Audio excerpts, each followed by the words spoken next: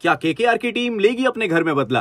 क्या राजस्थान रॉयल्स की टीम जाके ईडन गार्डन में अपना दिल गार्डन करेगी?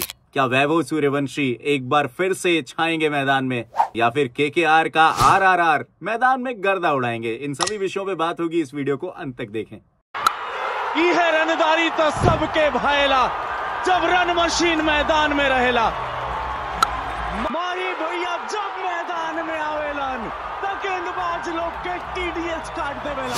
सबके हुए गोड़ छुके प्रणाम। एक बार फिर से रविवार आगिल बामा ने डबल डोज के वार हा दूगो मैच देख के मिली। पहिल का मुकाबला केकेआर बनाम आरआर। एक दिने हमनी के युवा भोजपुरिया लइका दुलरुआ जब मैदान में उतरी तो फिर पूरा माहौल लूट लिया। वैभव सूर्यवंशी के जौन शतकीय पारी रहे ओकरा बाद भले जीरो बनल, लेकिन ये वापसी करे जाने ला खिलाड़ी एकरा आंख में उच्च चमक लौकेला, रन बनावे के भूख लौकेला।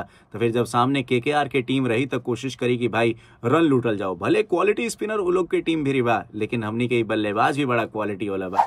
केकेआर के जैसन प्रदर्शन रहल बा, ई मुकाबला ई लोग खाती एकदम फाइनल मुकाबला नियन रही। काहे कि जीत प्राप्त करे के पड़ी अगर आगे बढ़े के बा, प्लेऑफ्स के बारे में सोचे के बाद। दोनों टीम के लगभग परिस्थिति बराबर चल रहल बा। काहे कि बल्लेबाजी फेल हो रहल बा, गेंदबाजी फेल हो रहल बा। सबसे मुश्किल जौन बा वो बा कि पॉइंट्स टेबल में ये लोग एक नीचे बाड़न जा। तो फिर केकेआर की टीम सोची कि अपना घरे में ये मैच जीतल जाओ और फिर ईडन गार्डन में मुकाबला खेल जाए। केकेआर की टीम अपना बादशाहत कायम करे खाती उधरी किंग खान की टीम है। तो फिर कोशिश भी रही कि राजस्थान रॉयल्स के इजा बुला के पिटल जाओ। तो वह राजस्थान की टीम जब ईडन गार्डन्स में पहुंची तो ओइजा कोशिश रही कि अपन बल्लेबाजी के जौहर दिखावल जाओ। दोनों भोजपुरिया लाल फार्म में बढ़न जा, यशस्वी जायसवाल वैभव सूर्यवंशी। तो फिर केकेआर के गेंदबाज लोग के परीक्षा ले सकी हंजा। एगो खराब खबर बा आरआर के फैंस खाती कि संदीप शर्मा चोट के चलते अब इस सीजन से बहरी हो गिल बने।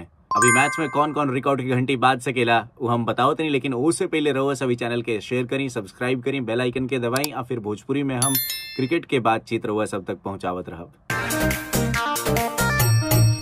अजिंक्य रहाणे के 61 गो रन चाहिए अपन 5000 रन पूरा करे खातिर टाटा आईपीएल में। तो वह वरुण चक्रवर्ती अगर 4 गो विकेट ले ली है तो इनकर 6 विकेट पूरा हो जाए टाटा आईपीएल में।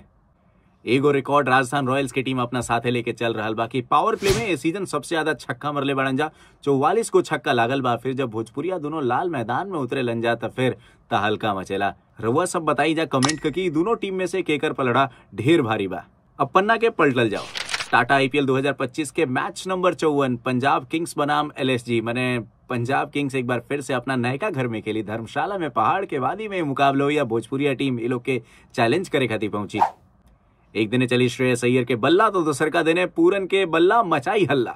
बढ़िया बात ई बा पंजाब किंग्स देने से कि ऊपर के बल्लेबाज लोग तगड़ा फार्म में बढ़न जा। चाहे प्रभसिमरन के बात कर, प्रियांश आर्या के बात कर, श्रेयस अय्यर के बात कर, ये लोग आके पारी के संहारा तरंजा, बढ़िया स्थिति में टीम के डाला तरंजा। एलएसजी खाती भी यह बढ़िया बा कि वो लोग के टॉप 3 ये सीजन बढ़िया बल्लेबाजी के लिए बने। निकलस पूरन 1-2 मैच से फार्म में ना लुकले, लेकिन धर्मशाला के मैदान ओइजा रन बनेला, रन बरसेला। तो फिर ओइजा पूरन चाहिए कि अपन पराक्रम दिखावस। इस मैच में आंकड़ा ही बता रहल बा कि डेथ ओवर में सबसे तगड़ा स्ट्राइक रेट पंजाब किंग्स के ही रहल बा 210 के। एक बार फिर से सबसे बड़का चिंता यह रही कि ऋषभ पंत के फार्म, ऋषभ पंत कोना हिसाब से क्रिकेट खेली है, कोना हिसाब से बल्लेबाजी करी है और कोना नंबर पर बल्लेबाजी करे खाती है। आयुष बडोनी के ऊपर जिम्मेदारी ढेर लाद रहल बा एलएसजी के टीम, लेकिन ऋषभ पंत के जिम्मेदारी उठावे के पड़ी, ऊपर बल्लेबाजी करे आवे के पड़ी और रन बनावे के पड़ी। अब रउआ सब कमेंट करके बताई जा कि ई मैच में धर्मशाला के पहाड़ में के जीत के पार्टी मनाई, कमेंट करके जरूर बताई जा।